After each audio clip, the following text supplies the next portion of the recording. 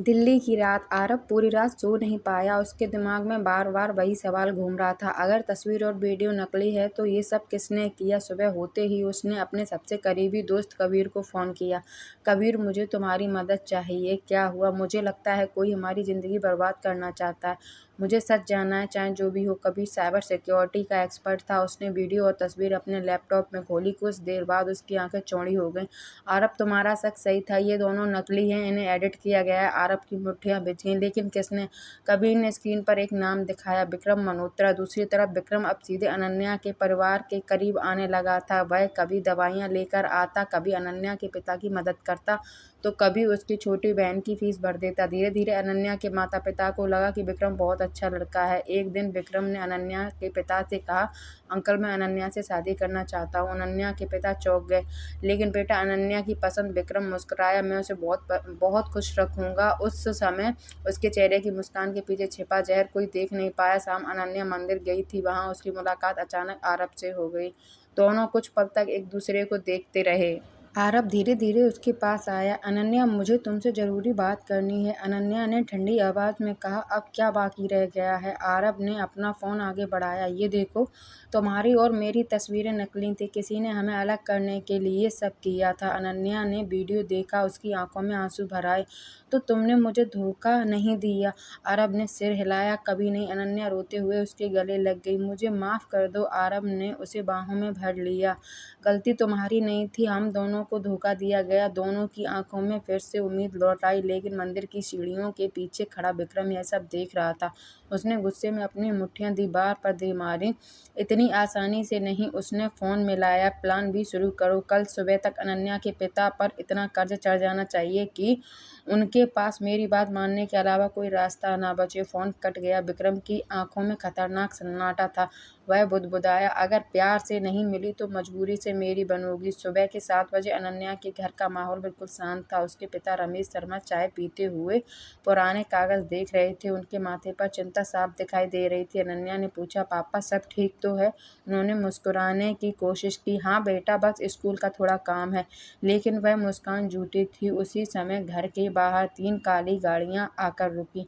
4 आदमी बाहर निकले। उनके साथ था विक्रम मल्होत्रा। वह मुस्कुराते हुए घर के अंदर आया। अंकल नमस्ते। रमेश शर्मा घबरा गए। तुम यहाँ? विक्रम ने टेबल पर कुछ फाइलें रखीं। अंकल, आपने 5 साल पहले अपने दोस्त की मदद के लिए बैंक लोन का गारंटर साइन किया था, याद है? रमेश का चेहरा सफ़ेद पड़ गया। वो दोस्त विदेश भाग गया। अब पूरा कर्ज ब्याज सहित आपके नाम है। अनन्या हैरान रह गई। ये कैसे हो सकता है? विक्रम ने एक और फाइल आगे बढ़ाई। अगर 7 दिन में पैसे नहीं दिए तो घर नीलाम होगा और जेल भी हो सकती है। कमरे में सन्नाटा छा गया। विक्रम धीरे धीरे रमेश शर्मा के पास गया और धीमी आवाज में बोला, लेकिन मैं आपकी मदद कर सकता हूँ, एक ही शर्त पर। रमेश कांपते हुए बोले, क्या शर्त? विक्रम ने अनन्या की तरफ देखा। मुझे अनन्या से शादी करनी है। यह सुनते ही अनन्या के पैरों तले जमीन खिसक गई। कभी नहीं, अनन्या ने गुस्से में कहा। विक्रम मुस्कुराया। सोच लो, शादी नहीं करोगी तो अगले हफ्ते तुम्हारे पापा जेल में होंगे। इतना कहकर वह चला गया। उस रात अनन्या अपने कमरे में अकेली बैठी रो रही थी। उसके हाथ में आरव की दी हुई चांदी की ब्रेसलेट थी। उसने धीरे से कहा, भगवान, मैं क्या करूं? एक तरफ मेरा प्यार है, दूसरी तरफ मेरे पापा। उसी समय उसका फोन बजा। स्क्रीन पर नाम था आरव। अनन्या ने कांपते हाथों से फोन उठाया। हेलो। आरव की आवाज़ आई। कल शाम 5 बजे उसी झील के किनारे मिलना। मेरे पास तुम्हारे लिए बहुत अच्छी खबर है। अनन्या की आंखों से आंसू बह निकले। वह जानती थी शायद कल उसे अपनी ज़िंदगी का सबसे कठिन फैसला लेना होगा। दूसरी ओर विक्रम अपनी बालकनी में खड़ा शहर की रोशनी देख रहा था। उसके आदमी ने पूछा, सर, अगर लड़की फिर भी मना कर दे तो? विक्रम की आंखों में ठंडा गुस्सा उतर आया। वह बोला, फिर उसकी ज़िंदगी में ऐसा तूफान आएगा कि उसे खुद मेरे पास आना पड़ेगा। उसकी मुस्कान बता रही थी, अभी खेल शुरू हुआ था। अगले दिन शाम के 5 बजे सूरज ढल रहा था। झील का पानी सुनहरी किरणों से चमक रहा था। वही जगह जहां आरव और अनन्या ने पहली बार एक दूसरे से अपने प्यार का इजहार किया था। आरव पहले से वहां खड़ा था। उसके हाथ में एक छोटा सा डिब्बा था और चेहरे पर मुस्कान। कुछ देर बाद अनन्या वहां पहुंची, लेकिन आज उसकी आंखों में चमक नहीं, सिर्फ आंसू छिपे थे। तुम आ गई? आरव मुस्कुराया। है। अनन्या ने बस हल्के से सिर हिलाया।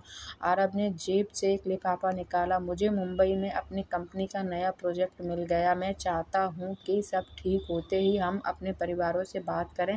मैं तुम्हारा हाथ हमेशा के लिए मांगना चाहता हूँ। अनन्या की आंखों से आंसू छलक पड़े।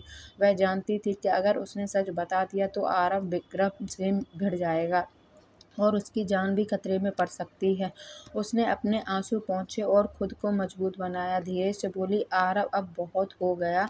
आरव चौंक गया। क्या मतलब? अनन्या की नजरें झुक गईं। जो हमारे बीच था वो खत्म हो चुका है। आरव की मुस्कान पल भर में गायब हो गई। अनन्या, मेरी तरफ देखो। लेकिन अनन्या ने उसकी ओर नहीं देखा। मैं किसी और से शादी करने वाली हूँ। यह सुनकर आरव के हाथ से वह डब्बा नीचे गिर गया। उसके अंदर रखी अंगूठी पत्थरों पर लुढ़क गई। कुछ पल तक दोनों के बीच सिर्फ खामोशी थी। आरव ने भर्राई आवाज में पूछा, क्या एक बार भी तुमने हमारे प्यार के बारे में नहीं सोचा? अनन्या की आंखों से आंसू लगातार बह रहे थे। वह मन ही मन कह रही थी, मुझे माफ कर देना, मैं झूठ बोल रही हूँ। लेकिन होठों से सिर्फ इतना निकला, कभी कभी प्यार से ज्यादा जरूरी परिवार होता है। इतना कहकर वह तेज कदमों से वहां से चली गई।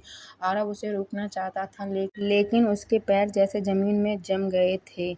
दूर एक पहाड़ी पर खड़ा विक्रम यह सब देख रहा था। उसने हल्की मुस्कान के साथ कहा, अब खेल मेरे हिसाब से चलेगा। लेकिन तभी उसके पीछे खड़े उसके ही एक आदमी ने धीमी आवाज में कहा, सर, अगर आरव को सच्चाई पता चल गई तो? विक्रम की मुस्कान गायब हो गई। वह बोला, इसलिए अगला कदम उससे भी ज्यादा खतरनाक होगा। उसने जेब से फोन निकाला और किसी को आदेश दिया, आज रात आरव पर नजर रखो। उधर आरव झील के किनारे अकेला खड़ा था। उसने जमीन पर पड़ी अंगूठी उठाई और मुट्ठी में कस ली। उसकी आंखों से पहली बार आंसू निकले, लेकिन उसी पल उसे अनन्या की आंखों में छिपा दर्द याद आया। वह खुद से बोला, नहीं, अनन्या झूठ बोल रही थी। उसके पीछे कोई बहुत बड़ी मजबूरी है और मैं उसे ढूंढ कर रहूंगा। उसकी मुट्ठी और कस गई। यह सिर्फ प्यार की लड़ाई नहीं रही थी, अब सच्चाई की लड़ाई बन चुकी थी।